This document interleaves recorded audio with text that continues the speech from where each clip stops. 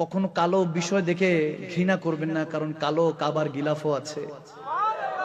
খুব খুব ফর্সা দেখে, সাদা দেখে খুব ভালোবাসেন না, কারণ আবার ভয়ঙ্কর সাদা কাফনের কাপড়ও আছে।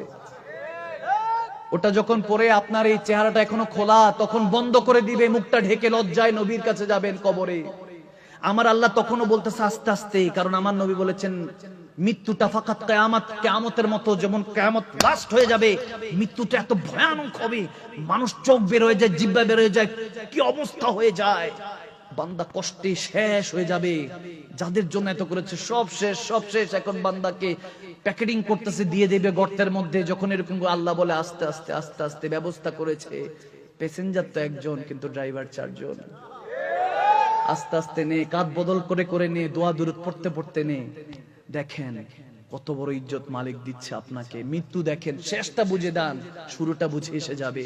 জানাজার ময়দানে রাখা হলো আপনাকে, সামনে রাখা হলো কার সামনে? যাদের সাথে একসাথে ঈদুল ফিতর, সালাতুত তারাবি পড়তেন, নামাজ পড়তেন, তাদের সামনে। মন্ত্রী মিনিস্টারের সামনে, যত রকমই হোক, আজকে কেউ আপনার সামনে নাই। এমনকি যাকে ইক্তেদা, যে ইমামের ইক্তেদা করে পিছনে দাঁড়াতেন, সেই ইমামের সামনে আপনাকে রাখা হয়েছে আজকে। আল্লাহ, কত ইজ্জত মালিক। কাদের কাছে যান?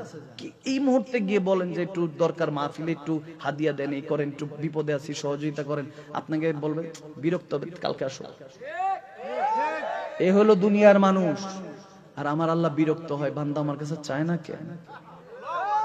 আল্লাহু আকবার বলবেন না?